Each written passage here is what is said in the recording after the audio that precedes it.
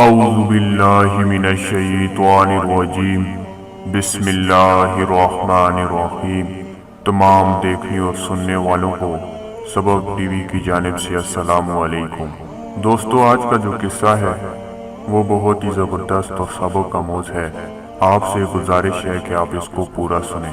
ایک بادشاہ اپنی جوان بیٹی کی شادی کو لے کر بہت فکر مند رہتا تھا۔ وہ برسوں سے نیک اور عبادت گزار داماد کی تلاش میں تھا۔ ایک دن اس نے وزیر کو بلایا اور کہا کہ کسی طرح میری بیٹی کے لیے میری رعایا میں سے عبادت گزار انسان کو تلاش کر کے سامنے پیش کرو۔ وزیر نے اپنی فوج کو شہر کی جامع مسجد کے گرد تعینات کر دیا اور کہا، چھپ کر دیکھتے رہو، جو شخص آدھی رات مسجد میں داخل ہوگا اسے نکلنے مت دینا جب تک میں نہ آ جاؤں۔ عین اسی وقت ایک چور چوری کرنے کے ارادے سے گھر سے نکلا اور دل ہی دل میں سوچا، کیوں نہ آج شہر کی جامع مسجد میں جا کر چوری کی جائے، وہاں مسجد کا قیمتی سامان چرایا جائے۔ چور جیسے ہی جامع مسجد میں داخل ہوا، مسجد کی انتظامیہ نے چور سے بے خبر مسجد کو باہر سے تالا لگایا اور اپنے گھروں کو چلے گئے۔ فوجی دستوں نے وزیر کو اطلاع دی کہ لگتا ہے کوئی عبادت گزار آیا ہے، مگر مسجد کو تالا لگ چکا ہے۔ اب صبح کی اذان پر ہی مسجد کھلے گی تو پتہ چلے گا کہ کون ہے۔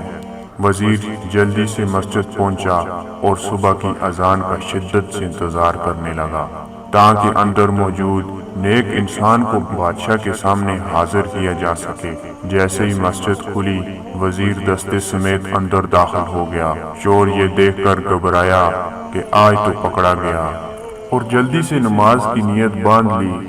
جو ہی سلام پھیرتا فوراً کھڑا ہو کر دوبارہ نیت باندھ لیتا۔ وزیر کو اس کی عبادت گزاری پر یقین آ گیا۔ جو ہی سلام پھیرا، فوجی دستے نے اس چور کو پکڑا اور بادشاہ کے سامنے پیش کیا۔ وزیر نے کہا، بادشاہ سلامت، یہ ہے آپ کا مطلوبہ شخص، اسے مسجد سے گرفتار کیا ہے۔ رات بھر مسجد میں عبادت کرتا رہا۔ چور کی حالت غیر ہو رہی تھی۔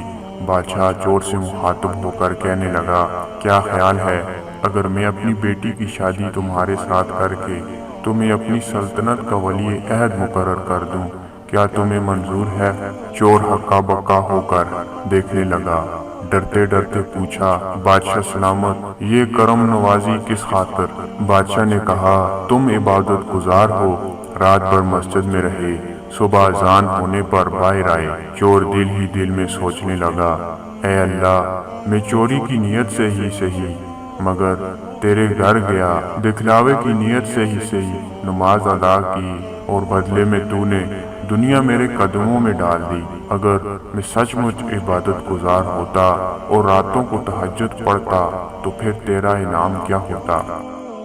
خوش نصیب ہیں وہ لوگ جن کا دل عبادت میں لگتا ہے، اپنے مالک کے سامنے گڑ گڑا کر ذکر کرتے ہیں، آرام دہ بستروں کو چھوڑ کر مصلی پر کھڑے ہوتے ہیں۔ اللہ پاک ہم سب کو سچا پکا عبادت گزار بنا دے۔ آپ دوستوں سے گزارش ہے کہ اس ویڈیو کو تمام دوستوں کے ساتھ شیئر کریں اور مزید اسی طرح کی نئی ویڈیو کے لیے آپ ہمارے چینل سبق ٹی وی کو لازمی سبسکرائب کریں۔